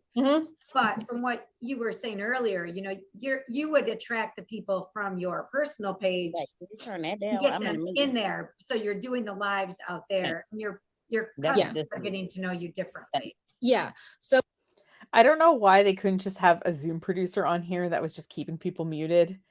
I mean, this person probably joined the voice we're hearing probably joined the meeting kind of late, and so they didn't get, the note about muting themselves. But I don't know. The low effort of some of this stuff is always interesting to me. So like, I know that Color Street can't offer like promotions publicly, but like you can still talk about Color Street on Instagram. It's just, I couldn't say like buy 3, get 1 free or whatever publicly. But if I'm having a conversation, so like, let's talk about this. So like, if I'm having a conversation with someone in my DMs, because she likes my color and I send her my link. Could I tell her in a DM, oh, I have a special promotion going on? Can I do that privately? Yeah, you just Right. can't put it out Okay. there publicly. Okay. So that's Think about having a business that you're not allowed to talk about directly on social media. Like, that's weird, right? Like, I think that's weird, but one way. I think that with VIP groups, there I would love to know, because like I said, I have not been on Facebook for a hot minute. So everyone here who has VIP groups, like, how is the engagement in your groups? Because I'm getting a mixed bag from people. Like, some people are saying their VIP groups are popping, some are like it's dead as a doorknob. Like, I don't know. And you guys You're probably going to get that mix here too. Yeah. Depends how consistent you are. Are you Right. constantly adding people to it? Yeah. And I Growing think it? just how you show up in VIP pages is how, like, take this same stuff and bring it to the VIP group. Like, if you're showing up every day and you're not creating a sense of community within that VIP group, ask them what they did this weekend. Ask them, you know, what was the best thing to happen out of like, it's New Year. What was the best thing to come out of 2021 for you? You know, high five Friday, like, what's the coolest thing that happened to you this week? Like, that kind of stuff is going to increase engagement. And then you can post about the sales, the deals, the promos. But if it's just promo, picture, people are going to tune it out, because social media is so loud and so fast, but people love to talk about themselves. So if you give somebody the opportunity to share something about what happened in their life or their weekend or something great that happened to them, and like, you reward people for commenting on stuff, like, how do you reward them for commenting? I feel like when this is done well, it can be fun. And I feel like when it's done poorly or transactionally, it can feel really gross. So I don't know. Get interaction, but like, you know, not interaction just for interaction's sake, I guess. That's just my opinion. maybe every week you can give a promo to the most active person in the group, or, you know, you can shout out all the customers you've had from the week, welcome the new people to your VIP group, everybody who's joined that week, give them a shout out on Mondays. Like, those types of things are going to drive up engagement. But thinking that we can use a VIP group and just, like, kind of sometimes post, or just like post a sale, like, it's not going to be very engaging. If I will say that network marketing people seem to care a lot more about shout outs than the average person does. you're going to utilize a VIP group, we have to treat it like an online community and get people engaged. I agree. So yeah, like a welcome Wednesday. Exactly. Yeah. And then parties, like, I think one of the best ways, as somebody who doesn't come from a party model, I will host parties like my girlfriend does, Stella and Dot. I will host parties for her all day long, because I know as a hostess what the rewards are. I'm like, hell yeah, I'll host a party for sure, because she talks about it. So like, she'll say like, oh yeah, Sally Joe hosted a party last week and these were the top sellers, and like, this is what Sally Joe walked away with. So you guys have like rewards for hostesses, right? So highlight the rewards that like actual hostesses earned. Not like, who wants to host a party? We can have a lot of fun. We'll invite your friends. It's like, this is what Sally did. This is like, we sold, everyone grabbed the whatever set. And Sally got 15 free pairs of whatever. That's going to grab people's attention. Who wants to get free nails or whatever, right? And that's how you're going to get the engagement. So if you did like an engagement sticker, you could say like, this is what Sally did. Who's next? Who's interested? Me, not me. Anyone, or don't say not me. Don't give them a negative. Me. You can't say no in an MLM. me. Right? And then those people who respond. Really? Everyone's saying me. I swear, some of these like fake scenarios that are presented in these trainings, I would love to see proof that they've happened at least once. You then send them a DM or a message and says like, okay, I saw you responded to my poll. Like, was that a rogue thumb situation, or do you actually like, you want to get some free Color Street? A rogue thumb situation. Okay, that's kind of funny. I appreciate that. I've accidentally clicked on stuff before with my rogue thumb, so Okay, that's cool. kind of funny. I'm looking at my calendar. I have a couple openings. Like, let's figure this out. Easy peasy lemon squeezy. Okay. And yeah, and borrow from your upline. You can say recent hostess rewards earned. Right. Like, I'm not telling you to lie. I'm not telling you to fabricate, nothing like that. But if you don't have it, like if you're brand new, what did your upline do this week? Like when I first started, I leveraged the hell out of my upline, like shamelessly. Like, oh my God, if she can do this, she's the one who's teaching me. This is amazing. And if you come and do this with me, you get to learn from her too. Like, that's why this is cool. So if you're new, leverage your upline. Okay. I hope that makes sense when I say that. I thought this was going to be more of a social media training. I thought we'd get some tips here. The only tips that we really got was we need to make reels, and we need to make sure that we are in stories on video.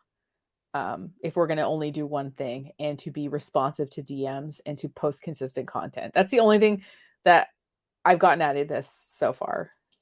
But like you, like not having success yet isn't an excuse that anyone can make, because there's so many people around you on this call right now that have had success that you can borrow from and tag them. So yeah, tell their story. So like maybe I'm new and Jackie has had, great success and she had like awesome hostess rewards. I'm going to say like, yo, this is my friend Jackie, tag Jackie. This is what her hostesses got. It's like just me telling everyone stories, and you know what I mean? Haley, can I plug DSGC real quick? I guess. I mean, I have one more C to go over. So like, Haley, does it need to go right now?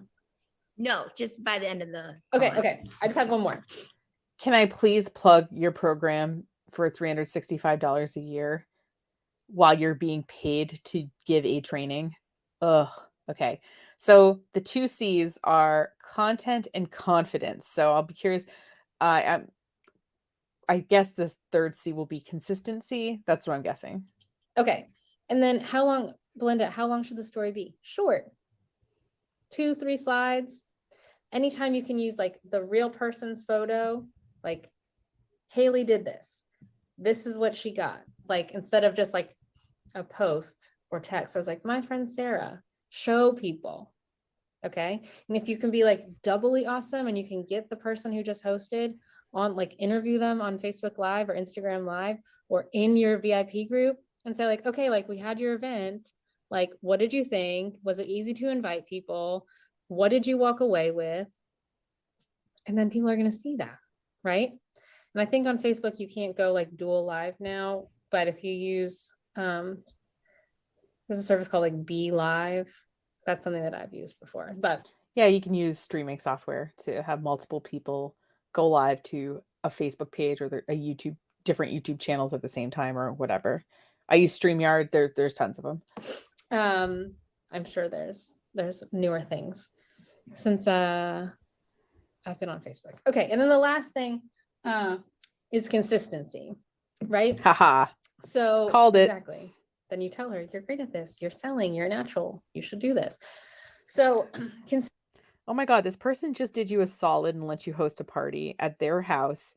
They invited people. They provided snacks. And you're going to ask them to join your team. Like they've already done you a favor. Just like be grateful. And then if they express a little bit of interest, then invite them. But come on, this constant, like, you need to join my team stuff is so gross. Consistency is a huge part of this business. Like the last 72 hours of the month, not the best time to just like decide that it's time to work your business.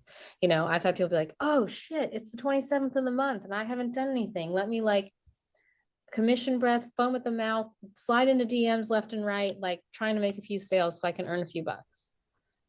Then guess what? I'll do it the next month. And then it's like people like their eyes start twitching at the end of the month because they know you're coming for a sale, for a deal. And they're like, Jesus. We're kind of saying that even if you haven't waited till the end of the month, to be honest, because think about it. Every time I've done you a favor, whether it was, react to your story to try to be friendly, or whether it was host a party with you, you always come back with oh, you should join my team. Like it's always something else. You always want something else until I've joined your team, Get away from me. So, and I understand that life is hard. Life can suck.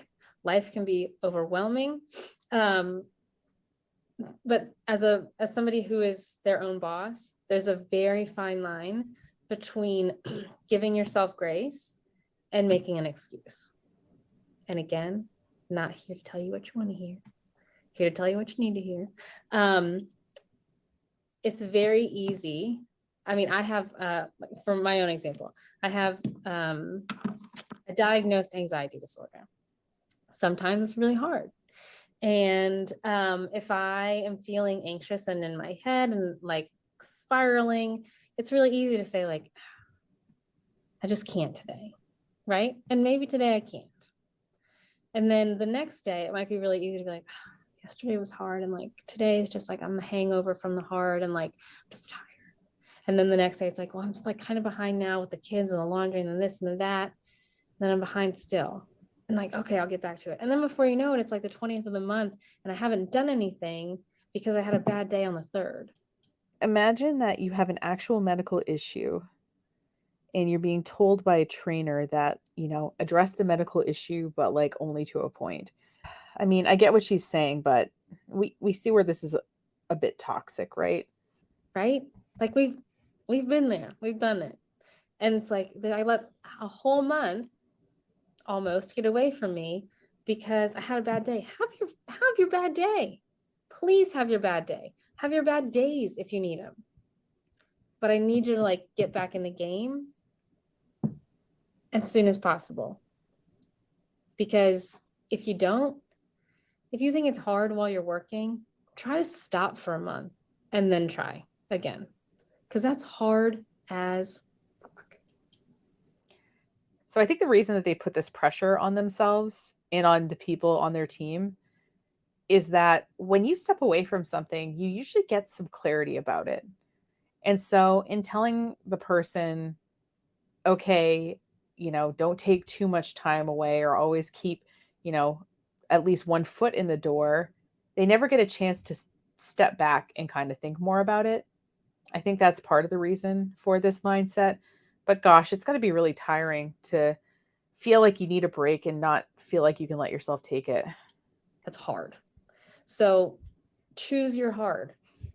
Have a bad day, have a bad 2 days, take the weekend off. I don't care, whatever that looks like for you. But no, like, I need to get back at it. So that's kind of my sorry, not the nicest, like rah, feel good motivational cat poster, but like, it's the truth. If you don't work, this business doesn't work. So, yeah, you got to keep moving. You can't just camp there. Exactly. So when it comes to using social media as this tool for making sales and building a team and creating this momentum with this massive tool of social media, the content has to be solid. You have to be creating stuff that people think of social media as your TV channel. What are people tuning in for?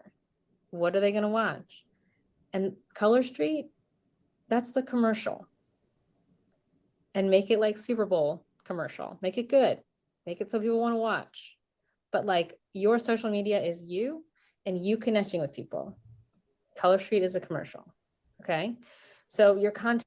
I sort of like this analogy because it forces you to say majority of your content shouldn't be trying to sell, but should just be content related to what your customers might care about and stuff like that. I think that's a good approach.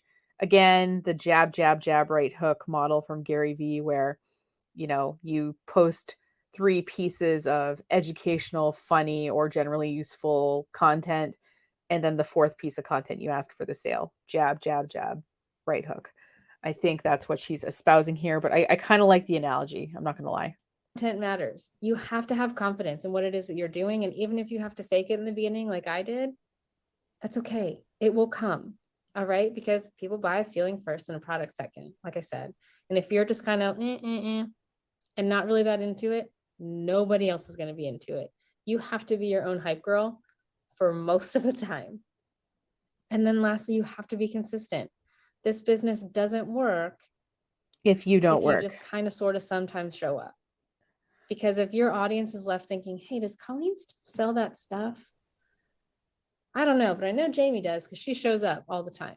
If they have to think, they're not going to follow, they're not going to reach out to you and be like, hey, like I used to like when you talked about it, but do you still? They're just going to assume you don't. And they're going to go to your competition, which is the people that you're on this call with. That's what I mean. It's like you're supposed to recruit people and then you're in competition with them. It's so weird. So they're not going to come to you, but they're going to go to Sally Joe down the street who is always showing up. Exactly. You know, so that's that. When you're having these, when you're doing all these things, you will make genuine connections. You will have authentic conversations. You won't have to worry about when to pitch or the right thing to say because these conversations will be happening naturally and the sales will happen as a byproduct. All right. So if you're okay to go a little bit longer, I will answer questions. If you want to not, it's whatever is up to you guys. I feel like you should ask the person organizing the meeting, maybe in chat, asking everyone. It's like, oh, I mean, I could do an encore or I could get off the stage. What do you think, meeting presenter? What should I do? Like, I don't know. I think you should, if you're not sure if you should keep going, ask that shit in private message. Guys. Or Debbie, what do you think? You're willing to stay for questions, yeah, if they have. Yeah, if people have questions, happily. Yep. You paid me a lot of money for this hour and I presented 20 minutes of content and then I'm going to sell my crap at the end. So sure, I'll stay. Haley, what were you wanting to talk about? Oh yeah, Haley. Yeah, girl. Plug me, sister. Yes. Yeah. Okay. So, well, first of all, I just wanted to give a quick example to just kind of put in light, because I've been like watching, like, I feel like I'm fangirling over here, Colleen, but I've been watching a lot of your videos that you do for free over at No Shame Sales Game at the Instagram account. And you do them for free because either Instagram is paying you for the content in some indirect way, like based on the amount of views it has or whatever, or you're getting people to sign up for your membership, which you are making $1 million a year at. Like, I really took to heart like this idea of showing up on video, right? And trying to put out polls and talking about things that weren't Color Street related and just opening up the door for authentic conversations. And I got a party booked the other day from, a poll that I put out about traveling. And I said something like, does anybody else check the beds for bed bugs when you travel? Right. And I got people messaging me. And so someone who hadn't purchased from me in a while, who was a hostess of mine a couple years ago, but it's like, sometimes you maybe just lost that connection, right? Well, we got that connection again. And then it didn't feel weird. She'd be like, oh, hey, we got those Valentine sets coming out and, we're talking, right? And her response was, sure, when I offered her, the chance to earn some for free, right? So just an example of how getting on video and just talking about something else that had nothing to do with Color Street got me a party, right? And then the second thing I was going to talk about is the direct sales growth community. You guys, I am one of those people who are like I feel like I'm cheap when it comes to stuff like that. I'm so cheap. I will throw that out there. And I just kept, again, Colleen, being a silent, like watching your stories, talking about direct sales growth community. And finally, one day I was just like, what am I doing? Like, I'm sitting here listening to it. I am wanting more. I'm getting all the free stuff. So why am I not investing in this? So I paid, I think at the time, I can't remember what it was for the price increase, but it was, less than $1 a day, right? For a whole year's membership. And I mean, the next thing I'm tackling is your onboarding program. That's in 3 separate videos. It's on my, there's so much to choose from. And I think we get so much free training from Color Street. We have so many different things. We have Connect the Dots. We have our Tuesday trainings. We have trainings that our teams do. But I think sometimes just taking a step back and hearing content from and training from people who are like, it can be relatable to any direct sales or network marketing company, I think helps us kind of step back and see things for what it really is and focus on the basics, right? Like mindset and consistency and like That's right. private messaging, DMing with God. people. Yeah, just, basic stuff. I need to pay $400 a year to be reminded to do the basics. It seems like this woman is doing the work and then attributing the work that she's doing to this program. I think she would have done the work anyway. And I think if she would have just watched the free trainings, I think she probably would have gotten a similar amount out. She does so many free trainings. Yeah, she's making $1 million. She's got time. Listen, if you guys want to pay me $1 million a year, I will show you my onboarding process. Like, oh my God. And there's just a ton, right? And also just wanting to learn from someone that you can see that not only, Colleen, you not only like made it in the, the Gordian Fields, but also even with just creating this Instagram account and then with direct sales growth communities. So I feel like, I want to, I would just, if anybody is serious about moving forward with Color Street in terms of like leadership or anything like that, like I would highly recommend getting into this community. So, oh my gosh. Well, Haley, I'll put your check in the mail, sister. You just sold the shit out of that. Thank you. I didn't even have to plug myself. See, this is why if you do it well, then people will sell it for you and you don't have to do it. Yes, thank you. I appreciate that. It's a cool place. I'm very proud of it. It's very exciting to be the changing tide in the industry. It's very neat. Yeah, she did sell it. Thank you. But yeah, questions about anything else? Somebody said my favorite Color Street set. It was, I don't remember the name of it, but it was like a neon blue. I don't, the names crack me up. I don't remember the name of it, but it was like a neon blue, and I wish I would have Like Budapest. Yes. Oh my God. I loved that color. Budapest. Exactly. Just a fly on the wall with the names. Sorry, Deb. No, I'm sorry. I have just a quick question. So I love Instagram and I feel like I spend a lot of time putting stuff in my stories, which then only people who are following me are seeing my stories, right? Mm-hmm. So do you recommend doing, I'm trying to post more in my actual, my feed as opposed to my stories. So how do you, I don't know. Yeah. So you can use the highlights section. You probably noticed that between someone's Instagram profile and where their feed starts, there's sometimes these like little circles. It's almost like a little navigational menu. So you can highlight stories and you can put them into different categories. So I'll see if she suggests that this person do that. I feel like I'm doing kind of what you're talking about in my stories. Like last night I set 3 alarms so I would make sure I got up today, and I'm like, which one do you think I'll wake up for? And I have a lot of people responding in my stories, but it's the same people that are already following these that I'm not getting. Does that make sense? So yeah, this is like an actual problem people have, right? Like you've grown your audience to a certain point and there's certain people who are interacting with your stuff. How do you get in front of new people? And one way that we would talk about if this was a business would be to use ads. We would also talk about doing things like, cross promotion or working with influencers. I mean, we talk about using things like email campaigns to get people who are on email but maybe don't follow you on Instagram to follow you on Instagram. We talk about contests. Like there's many different ways to get in front of new people. But the tools that we have available to help network marketers are pretty limited because of the nature of the kind of business it is and the rules of the platforms. So I just want, if someone's really passionate about nails or something, I just want you to start your own business and you pick out the sets you want, you set your prices, you set up your own e-commerce site, and then we can do some cool marketing shit. You know what I mean? So I'll be curious to see how she answers this very legitimate question about, hey, I'm posting to my stories. It's the same people interacting all the time. How do I get new people? Yeah. So stories won't get you new followers. Right. They won't. But like on my personal feed, on my, not No Shame Sales Game, on my personal feed or personal account, I might post on my feed twice a month, maybe. I don't even know the last time I posted on my Instagram feed. But I'm in, oh, actually I've done a couple reels recently. That's not true.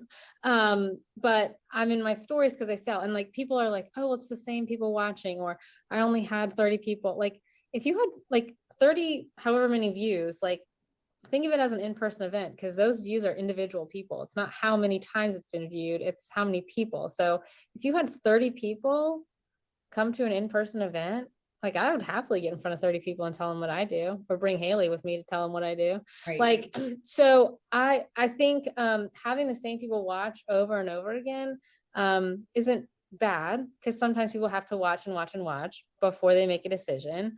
But if you're wanting to grow the audience, then I think I would focus more on reels than just posting on your feed, just like a static post. Okay. Because reels is Thank what's you. gonna, get you in front of people who don't follow you. Right. Okay. Mhm. Thank Yeah, you. reels. And then give yourself like a month of Mhm. like consistent reels. Some people will say, like, I've been doing reels and nothing's happening. And I'm like, how many are you doing? They're like I've done 2. And I'm like, no, I Yeah. need to do like 4 a week for a month. And then you'll see the growth and new people coming in. Thank For you. sure. Yeah. I don't know if you will. Is there any way to make your stories get to your feed? No, but I know that you can Highlights. share, like you can link Facebook and Instagram. Like, so like if your story's on Instagram, it'll go to Facebook, but there's no way to get your stories on your feed, but you can get your feed in your stories. But no, Stories highlights. It's a pretty big thing. not that I know of. But I'm not an Instagram guru. I'm doing an Instagram training, but I'm not an Instagram guru. Well, I don't know. Maybe you could have boned up on your Instagram skills a little bit before being paid to do this event. But I don't think so. God. Abby, you have some Budapest in your personal stash. What's your address? Okay. Anybody else? And again, like my DMs are always open. If you think of anything after this, feel free to shoot me a DM. But here's your, like, that's your, not homework, because I'm not your teacher and I'm certainly not going to grade you, but like get out there tomorrow on your stories and sell something that has nothing to do with Color Street. And that'll just be a reminder that like selling is easy, selling is fun. People take my recommendations. Listen, it's not that fun. If it was that fun, there'd be like an intramural sales league that people could join, like a softball league or something, but for sales, if it was that fun, okay? Little kids would be interested in doing it because they're like, "Oh wow, I see how much fun my dad has when he sells and I want to sell too." I'm just saying, if it was that easy and that fun, everybody would want to do it, and people would, because they did it a lot, be naturally good at it. If I can do that, I can do that with my products and my business. Because if you can sell the business, or you can sell the products, you can sell the business too. So do you do parties for your business? I don't. I don't because I make $1 million on this online community where I tell other people how to sell. I have in the past. We would do like group events, like Facebook events, but I'm not huge on events. And maybe I just suck at them. They just don't yield results for me. What is our homework? Yeah, do a story and sell something that has nothing to do with Color Street. Cool. Well, I hope you guys have a good night. If you're not following No Shame Sales Game, I hope you are. And I hope that you take Haley's recommendation and join us in DSGC. And if not, thank you for spending time with me. And I hope it was helpful. All right. Thank you. Yes. So much, Thanks, Colleen. guys. You're Have so a funny. good- If I had your humor, it'd be really easy for me to get out there and do all these things. I don't know. Oh, I don't know. it's so great. So Well, thank you. So she is fun. I'll give her that. I want to read a couple of posts on her Instagram and some of the comments. So this one, she got a lot of heat about. It was right after the Super Bowl, and it says, Rihanna performed the Super Bowl halftime show pregnant. You're not too busy or tired to work your business today. And then a couple of comments. This seems very out of pocket for this account. Hashtag anti-hustle culture. Ugh, shaming women through the classic comparison game. Why can't we celebrate and honor the various expressions of faithful mothering? Vile statement. How dare you tar all women with the same brush? Pregnancy is so hard for so many. I run a very successful business, but my pregnancy was hard and I didn't put half the usual effort during pregnancy in as, surprise, surprise, my focus was on my baby. This gives the same vibes as we all have the same 24 hours in the day, and this doesn't come across well at all. So I'm guessing this is what she means by the hater comments. And right after this, she doubled down. There was a couple more posts, but she posted this reel. So it's her using a trending sound, I'm guessing, because she doesn't have a British accent. And on the screen, it says, "Why I don't respond to trolls," and a little kissy face emoji. So this is it. Darling, the comment section is not the customer service hotline. If you have a problem with my content that you do not pay for on my page that I did not ask you to follow, well, that sounds like a personal problem. I certainly hope you can figure out how to work the unfollow button. It's quite tricky, I realize. Either way, there's no exit interview. Kisses, toodaloo. Okay, so basically she just doubles down on it. So let me read a few more posts. These are just images. And I know she mentioned the font being specific, but I find it's really hard to read font, to be honest with you. So this one says, "Are you passionate about your car? No. But you get in it and it takes you to where you want to go. Direct sales is the same way." Okay. Successful social sellers know their offerings are freaking amazing. Struggling social sellers hope other people think their offerings are amazing. Social selling used to look like lugging inventory from house party to house party. Today, it's sharing links from your phone, and we all do it every damn day. What do billion-dollar brands like Nike and Amazon have in common with the everyday average person? The ability to make money with affiliate marketing. According to a recent LinkedIn study, 61% of US workers are planning to leave their jobs in 2023 in order to find opportunities that better align with their personal values and goals. Their priorities are improved work-life balance, opportunities for career growth, and flexible work arrangements. According to LinkedIn, 76% of Gen Z and millennials say that becoming their own boss is their goal. The reason a social selling quote unquote side gig appeals to people is because there has been a fundamental shift in the modern worker, the willingness to prioritize other things in their life beyond whatever job they hold. If you found a way to make money from affiliate marketing / network marketing, start talking about it loudly and confidently. It's what people are looking for. And if you want to make sure you're best at it, join Direct Sales Growth Community, link in bio. This whole falsely aligning network marketing with affiliate marketing. With affiliate marketing, you don't need to buy anything and you don't need to recruit anyone else. And needing to buy the starter kit and needing to recruit people to get paid every month is a pretty fundamental part of network marketing. Whereas it is not at all a part of affiliate marketing. I'm going to play a few more videos just to see if she says anything. 911, this is Janet. How may I help you? Triggered Tammy. What's going on, girl? How can I help you? You're upset again. Okay, you saw a post you didn't like. All right. Was the content creator specifically talking to you this time? Still not. Okay.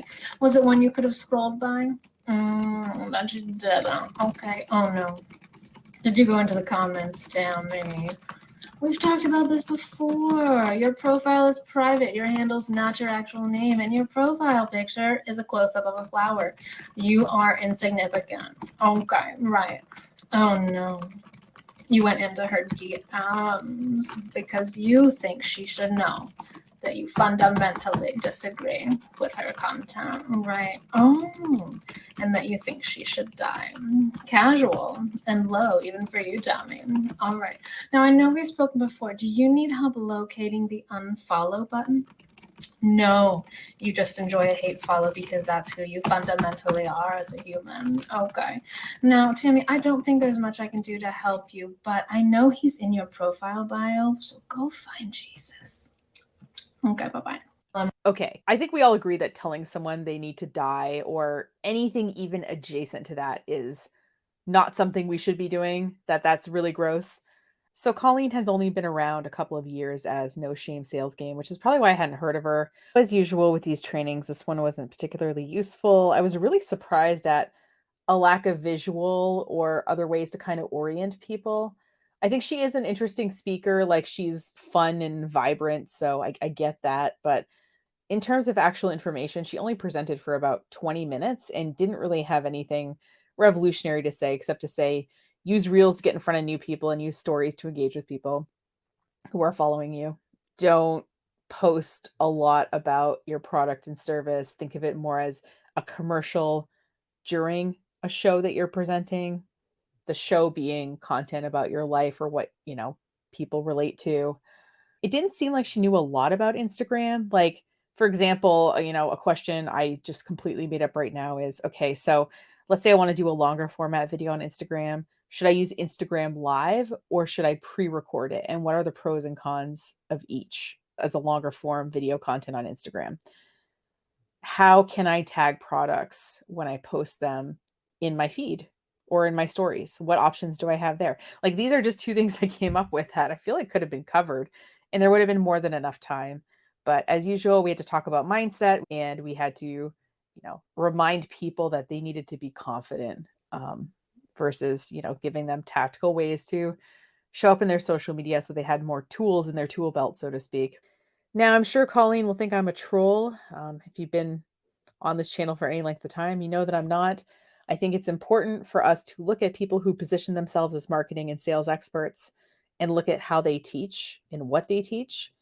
And as somebody who is a subject matter expert on marketing, I can say Colleen does not know any more about Instagram than the average Instagram user.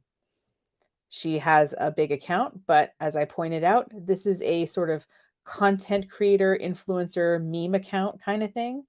And it's a lot different than running a business account. So take that for what it's worth. If you have a guru you want me to react to, you can leave it as a comment on this video. You can even link to the specific video you want me to react to.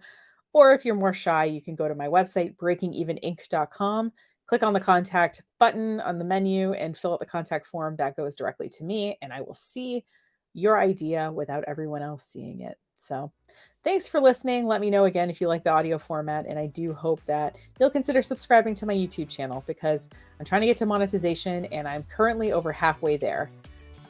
And I've gotten most of those subscribers in the last year. So I'm encouraged thinking that maybe I can get there by the end of 2023. So thanks for your contributions to that. Have a great rest of your day, and I will see or hear from you next time. Take care.